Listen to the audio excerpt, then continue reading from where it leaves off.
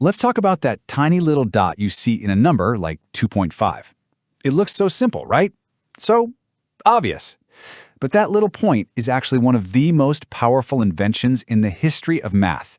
It literally rescued the world from complete and utter chaos.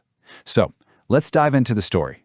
This quote from way back in 1585 really hits the nail on the head. Before the decimal point, the world was drowning in, well, a chaos of fractions.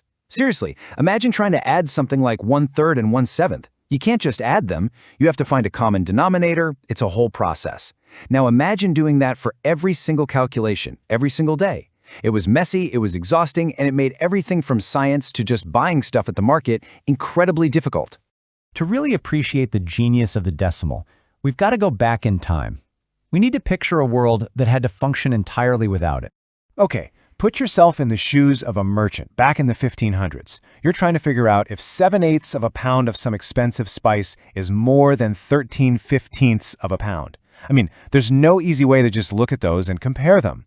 You'd have to stop everything, find a common denominator, which by the way is 120, and convert both fractions. What a headache, right? Calculations were clunky, super prone to error, and just a massive pain for everyone. And then along comes our hero, a mathematician named Simon Stevin. He looked at this whole messy situation and had this brilliant idea. He thought, wait a minute, what if we could handle all the little parts of a number the same exact way we handle the big whole numbers? Using a simple, organized system based on the number 10. So, what was this revolutionary system? How does it actually work? Let's crack the code. Okay, now what's so beautiful about this is the symmetry. Just look at it. To the left of the decimal point, things get bigger, ones, tens, hundreds. And to the right, they get smaller, tenths, hundredths, thousandths. The decimal point is like a mirror, perfectly separating the whole numbers from the parts. It's so logical. And this all comes down to one crucial idea, place value. It's so simple. A 7 in the tens column means 70, but a 7 just after the decimal point in the tenths column means 7/10. See? The digit is the same, but its position, its place, gives it a totally different value. This elegant organization is the secret to the whole system's power. And this chart just lays it out perfectly. Look at 0.34. There are 2 digits after the decimal, so the fraction is over 100. That's a 1 with 2 zeros.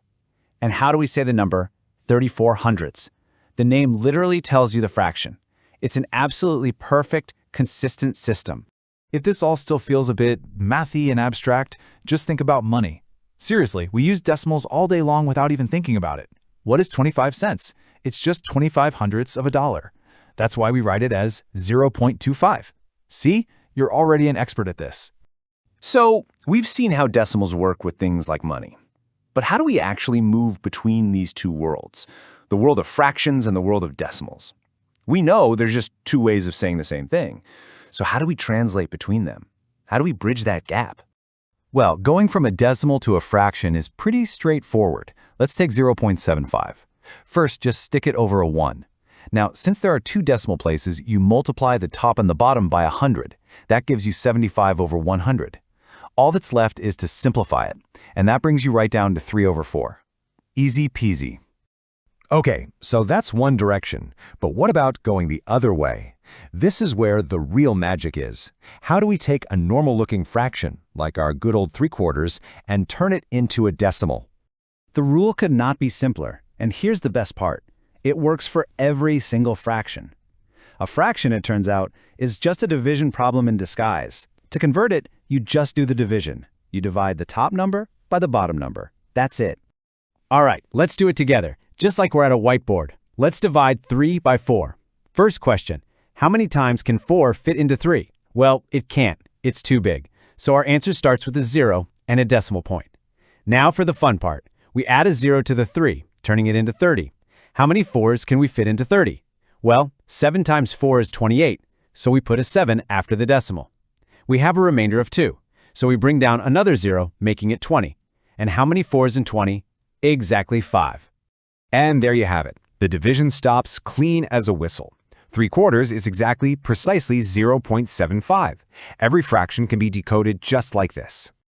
But sometimes, when you start doing that division, something kind of weird happens. Sometimes, the division just never stops. So this division process shows us there are basically two types of decimals. You have terminating decimals, like our 0.75. They finish. They have a clean end.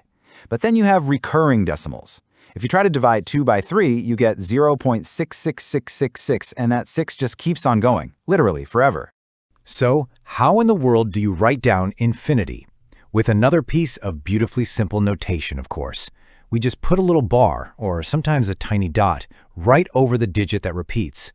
That one little line manages to capture the idea of infinity, telling us that pattern just goes on and on forever. So, let's bring it all back home. What's the real big deal here? What's the true power of this simple little point? Stevin himself knew he was onto something huge. He said his system offered the world a double benefit. First, exactness, the kind of hardcore precision you need for science and engineering, and second, quickness and easiness, the kind of efficiency you need for business and just, daily life. He gave us both precision and speed. It's really incredible when you stop to think that this tiny dot, something we see and use every single day, was this radical, game-changing invention that brought order and clarity to a really messy world. It kind of makes you wonder, doesn't it?